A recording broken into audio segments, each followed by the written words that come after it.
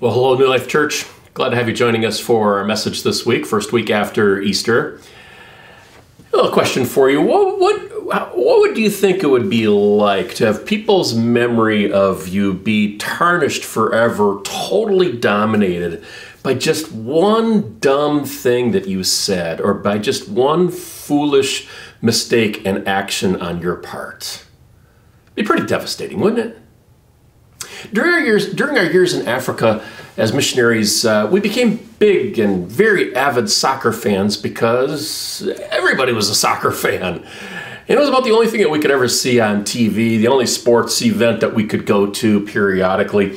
In the 1990s and then through the 2000 World Cup, the national team for France was known, their star player was known simply by his last name. It was Zidane. He was like Minnesota's Kirby Puckett. He was just loved by the fans because of how good he was. Not a real personable character, but a really great soccer player.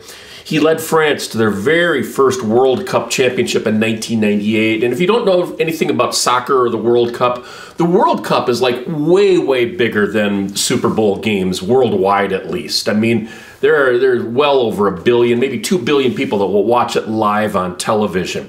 And he was the superstar in 1998. And then 8 years later, he led France back to the championship game again against one of their arch rival teams, Italy. The game got to the end of regulation. It was tied 1-1, and Zidane had been the guy who had scored that only goal for France. And with just a minute or two left in the overtime session, which when it would be over, they would go into a shootout, Zidane was talking with one of Italy's stars. It was actually the player who had played or who had scored Italy's only goal. And as he was talking to him and probably insulting him, he started to walk away. And then apparently the Italian player insulted Zidane in a way that just lit the match with Zidane. And he turned around and he walked toward that Italian player. And in one quick motion, he put his head down and headbutted the guy right in the chest. The player falls over. Zidane gets ejected from the game. The game ends in a tie. They go into a shootout, and France lost. Zidane would have been known for being the star in 1998. If they had won that World Cup or even come in second, he would have been known as the player who took them all the way to the championship again. But he'll forever be known as the guy who headbutted this player on the world's greatest sports stage in the final moments of the most important match. None of us would ever want to be known for our greatest mistake or for a great moral failure, yet a very reasonable thing that one person in the Bible said has unfortunately labeled him in most of our minds. So today we're going to consider more fully the story of the man who is unfairly, from my perspective, unfairly known as Doubting Thomas. We're doing that as we continue our look at the last teachings of Jesus, which are just like kind of overflowing a little bit from Lent into the next few weeks here in April. And the story of Doubting Thomas actually is the focal point of the Gospel of John. So if you have your Bibles, turn to John chapter 20. I'm going to read verses 24 through 31. John chapter 20, starting at verse 24. Now Thomas, called Didymus, one of the 12, was not with the disciples when Jesus came. When he revealed himself, showed up with the disciples after the resurrection took place.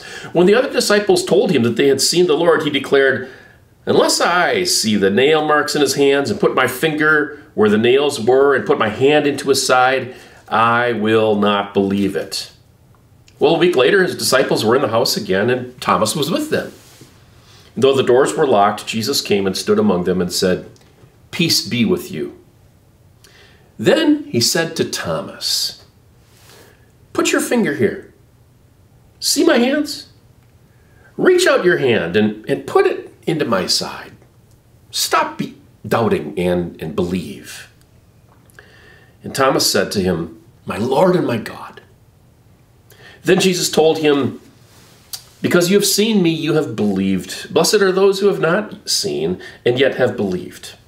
And then John's summary of his entire gospel. Jesus did many other miraculous signs in the presence of his disciples, which are not recorded in this book. But these are written, that you may believe that Jesus is the Christ, the Son of God, and that by believing you may have life in his name. So here's a few preliminary observations I want to make about this story before we look into it a little bit more further. The first is this. Thomas just wanted the same evidence that all the other disciples had already gained.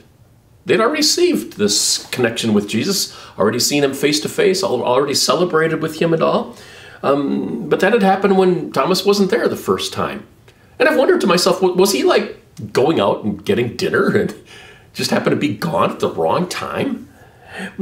It is not, listen to me, it is not unreasonable at all for Thomas to wish that he could see Jesus again too. He was one of Jesus' closest friends, just like the other 10 living disciples were.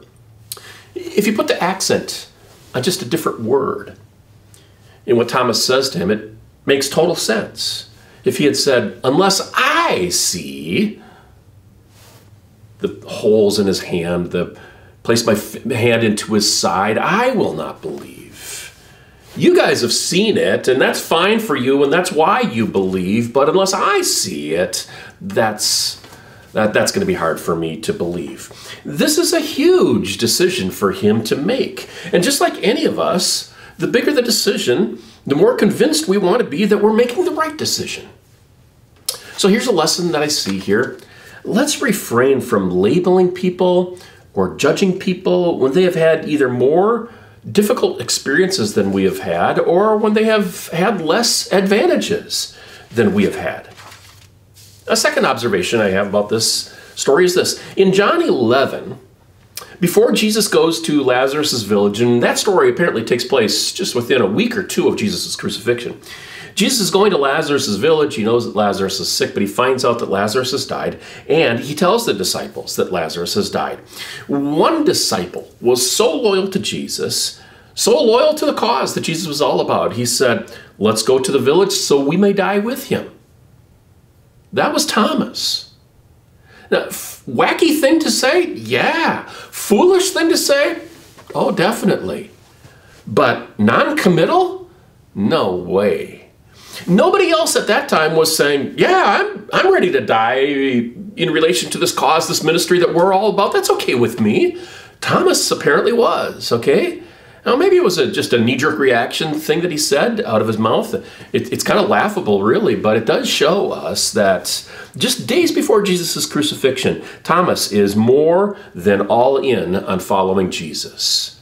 Let's not act as if throughout his 3 years of following Jesus, he was non-committal throughout that process. No, he was all in, okay? Let's die with them. And then another quick observation. I was surprised to find out this week that in Matthew, Mark, and Luke's version of the gospel, Thomas is mentioned in exactly one verse in all of those. And he's only mentioned in the list of the disciples. That's the only place he appears. In John's gospel, he appears just 2 times. They're both involved with resurrection stories. The resurrection of Lazarus and the resurrection of Jesus. Right? He is not a central figure in the Gospels. He definitely isn't part of the inner circle of disciples. That was Peter, James, and John. That was their cadre, all right? He is average. He's like me, and maybe like you. But I love that he is mentioned in the 2 resurrection stories in John's gospel. It tells me 2 things. It tells me this: Jesus will use any average person for something significant if we choose to let him. Jesus uses Thomas for something really, really important in the story. We're going to get to it a little bit later, all right? And then it tells me a second thing, and that is this. Jesus wants every average person, if you will, to have a deeper experience of who he is. It's not just reserved for the luminaries. All of us are people that Jesus wants to have a much closer experience of him with. So let's take a look now at why these 8 verses are acknowledged to be the most important verses in all of John's gospel. All right? So the church today, in particular, I would say the evangelical church, but the church maybe a little bit broader than that as well, with its Christ followers, is certainly living in a time when our values are being replaced in society, and we've lost a lot of favor in the eyes of many, many people. Now, granted, part of that is due to the efforts of the media and celebrities and many in the political sphere. Some of it is quite unfair, but I think if we were to be honest, in the church, we've made our share of unforced errors, and we've brought some of this on ourselves. So we've lost a lot of ground in culture, in society, as far as our values are concerned, and in adhering to them. And what's taken place as a result of this is a popular byproduct of this is that many of those who are opposed to the church, they do want to be viewed as being spiritual themselves and even of embracing the teachings of Jesus, like they would want to be known for embracing the teachers of Buddha or the Dalai Lama. Many non-Christian Americans know of Jesus' teachings and like Jesus' teachings, such as Matthew 7, verse 12, do to others as you would have them do to you. That's pretty much a universally embraced principle, all right? Matthew 5, verse 44, love your enemies. That's a little bit harder for some of them, but they still admire the concept of it, the principle behind it. Matthew 7, verse 8, and this one is quoted all the time, don't judge so that you are not judged. Matthew 19:19, honor your father and your mother and your pastor's wife. Okay, not all of that is in Matthew 19:19, but honoring your father and your mother, that's a concept that many people would embrace, even if they're not Christians as well these days, all right? Here's why I share this, okay? Jesus' purpose for coming was not to give us another set of wonderful rules and teachings to live by. Back in the Old Testament, Moses was the mouthpiece he was the channel for a lot of teachings that were good too, like the Ten Commandments. You shall not murder. Well, of course we embrace that. You shall not steal. That's pretty much refrained or not embraced in culture as well. But in the Old Testament, Israel could never keep those Ten Commandments nor all of the other teachings of the law very well anyways. So why would God look at this mixed up world, alienated from him, continuing to fall into sin, and say, you know what they need? They need an extra set of rules that nobody has thought of yet. I'm going to send Jesus to give it to them. All right? John's gospel is often thought to be the most intentionally written of the gospels, and he makes it clear that Jesus' coming was not to give more rules and teachings. And he makes that clear in these verses that we just read, right at the end. All right? After the story crescendos throughout the latter chapters of the Gospel of John to John chapter 20 and the resurrection, and then this encounter with Thomas is at the tip of the crescendo. After it gets to that point, John summarizes it by saying this. Jesus did many other miraculous signs. You know, in John's Gospel, he only focuses on 7 miracles, one of them being the resurrection, all right? 7 seems to be an important number to him, okay? An important number in the Bible. Jesus did many other miraculous signs in the presence of the disciples, which are not recorded in my gospel. But these are written, he says, that you may believe that Jesus is the Christ, the Son of God, and that by believing you may have life in his name. That's the point of what John has been leading to all along. His central focus here is belief in Jesus Christ, with the result, the fruit coming from that you will have life in his name. Not just life here in this earth, a wonderful life to be sure for those of us who are Christ followers, challenging at times, but wonderful, but also an incredible life with him in paradise for eternity someday. So I asked myself the question this day, what if instead of John writing this gospel, what if Thomas had written a gospel? Now there's rumors that he did because in 1945 in Egypt they found some ancient manuscripts that indicate that are said these are the writings of one of Jesus' disciples, Didymus, called Thomas, and it's really an obscure thing that virtually all scholars are looking at and saying, nope, not legitimately written by Thomas. But what if Thomas was the author of one of the Gospels that did get included in the Bible? All right. He had seen, after all, he'd seen the same miracles that John had written, that John wrote about. He probably saw all 7 of the miracles that John wrote about, and dozens more. He'd been around when Jesus taught the Sermon on the Mount, almost certainly, and the other sermons that Jesus taught. He had been there for the numerous parables, the teachings and all. He certainly had been around the campfire at night with all the quieter stories and teachings and principles that Jesus would have shared with his disciples just night after night after night after night. All right? Thomas easily had enough material to write a gospel. If Thomas had written a gospel, and if he had written the gospel without having experienced the resurrected Jesus for himself that we read about in this story, what would have been Thomas's conclusion about Jesus? If Thomas was writing a gospel and was summarizing why he was writing it, what would he have said? I think his story would have stalled out at the sealed tomb, with Jesus' dead body inside. On the cross, when Jesus said, "It is finished," Thomas's hopes for a Messiah were finished as well, like probably most of the other disciples appear to have had their hopes ended there. Then they had the advantage of seeing Jesus just that day of the resurrection, Easter Sunday morning, but Thomas went a whole week without knowing, without seeing for himself. When Jesus said it is finished, Thomas's hopes for a Messiah were finished as well. End of story. And that means this. Thomas was like the prototype of the person who admires Jesus for his teachings, for his treatment of women, for his compassion that he showed toward lepers and cast-outs of society, people who were on the fringes. Like people today who say that they are spiritual but reject the resurrection, and for that matter, reject the crucifixion. People who say, love the teachings, leave the miracles out of it, and the resurrection definitely out. Thomas would have been a hybrid of them.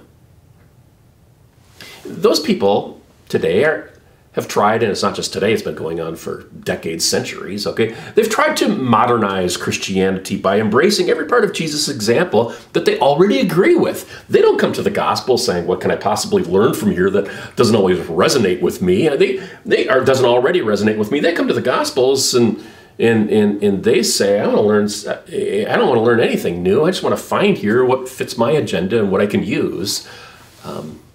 As I club other people over the head, particularly Christ followers sometimes. Emphasizing the teachings without the resurrection is generally along the lines of follow the teachings and do the best you can, and that's going to be good enough. The message of the gospel is in total contrast to that. It says, don't trust yourself. You'll never be good enough. Just place your faith in Jesus. Now listen to me. Those are not two versions of Christianity. Those are two totally different religions or faith systems. One is Christ-centric and the other is not. So John includes this story here as if he is saying, no, the teaching is about how you should live, but the gospel is about what he has done. And how you live is important, but it's not enough to warrant you spending eternity with a God that you are alienated from because of your sin. Jesus' sacrifice on the cross and his resultant resurrection is what you need for new life here on this earth and eternal life in paradise with him. You know, if you go just 2 pages past this story in John chapter 20, you come to Acts chapter 1, the Acts of the Apostles, the beginning of the church. And the book of Acts indicates that in the few months immediately after the resurrection, there were as many as 10,000 people around Jerusalem who became fully committed followers of Jesus. 10,000 of them. How? Do you really believe that without the resurrection, the disciples could have taught throughout the region around Jerusalem and had people respond, love your enemies? Turn the other cheek? Yes! This is what I've been waiting for. This changes my life. Now I have purpose. I could get mistreated and I can still have hope. Even if the Vikings never win the Super Bowl, I can have hope for the future. Take the time to read through the book of Acts. I skimmed through it this week and I looked particularly at the content of the message that the apostles, that Jesus' disciples went out and shared in smaller settings and went out and preached to larger groups of people. And as I was looking at that, I was struck by something. They almost never talk about the specific teachings about Jesus. The growth, the explosion, the new birth of the church in the book of Acts wasn't because they taught love your enemies and do unto others as you would have them do to you. No, their teachings were virtually void of any of those. Their sermons were virtually void of any of those teachings, but repeatedly they talk about what Jesus did. They talk about his crucifixion. They talk about his resurrection. It's been said, if you get rid of the resurrection, you don't just modernize Christianity, you disembowel it. Because if you take out the resurrection, the heart of our faith is removed. This just like guts everything about following Jesus. So back to Thomas.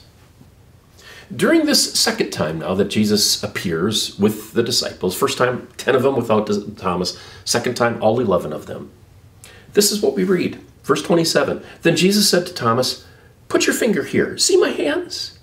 Reach out your hand and put it into my side. Stop doubting and believe. And then here's the pinnacle of the entire gospel, and it's encapsulated in 5 words, in English at least, that Thomas responds with. He says, my Lord and my God. Thomas's conclusions after experiencing the risen Christ, and what he verbalizes is more than any of the other disciples verbalize. All right? He says this in that phrase, my Lord and my God. He says, Jesus is divine. Jesus is deity. Jesus is God himself in a way that maybe he didn't fully understand.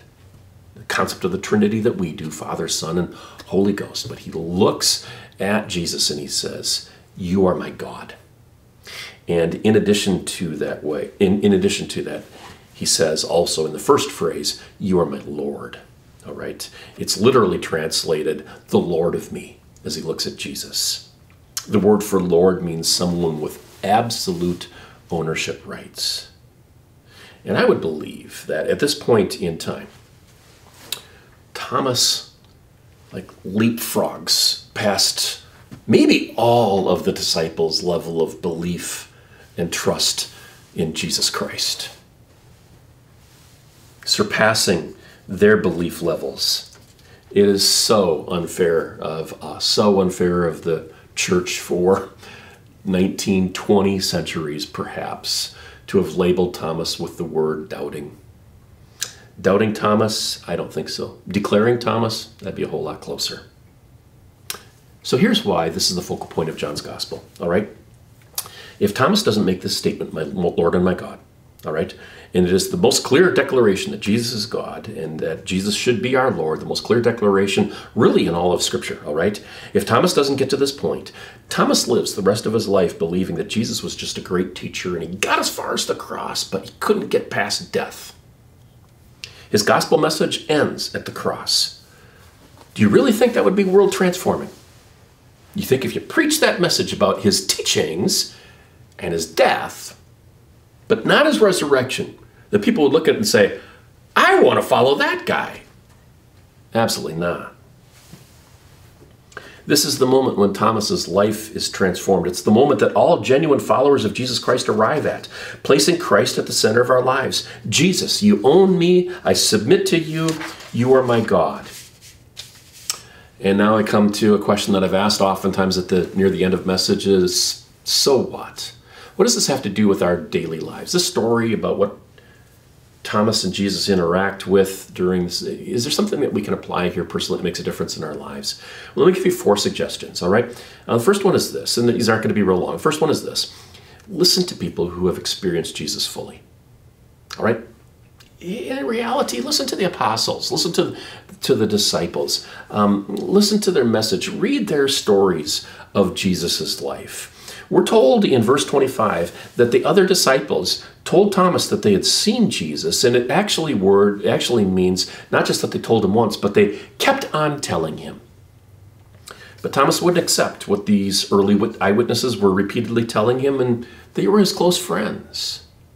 Just like Thomas made the mistake of not listening to the apostles, there are so many people who attend church on a regular basis or call themselves Christians, but don't attend church. There are so many people who, for them, it has been 5 years, it has been 10 years, it's been 20 years since they've gone back and read the Gospels and just soaked them in for themselves. No wonder our faith is under attack and oftentimes threatened here in society.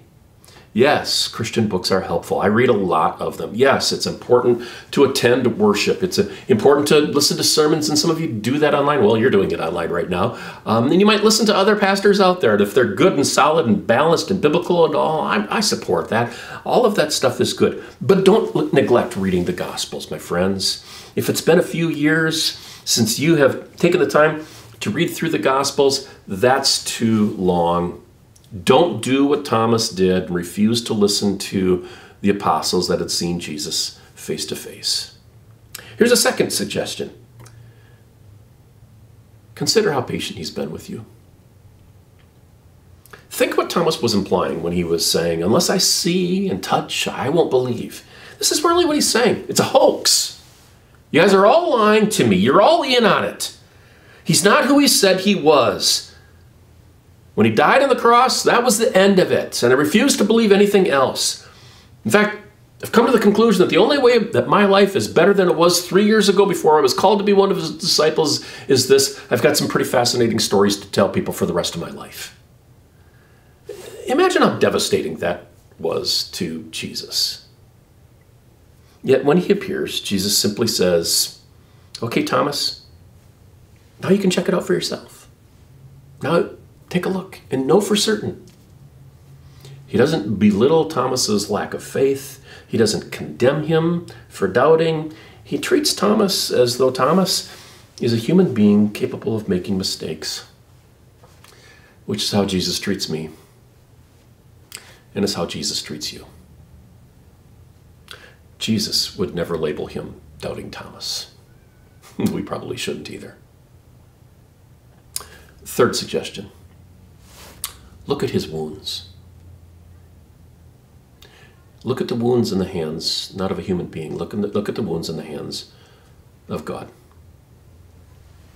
In the Old Testament, the Jews rejected prophet after prophet after prophet. Why would God then, coming to the New Testament, send another human prophet, another teacher? Instead of another human messenger, God the Son himself comes in a vulnerable human body.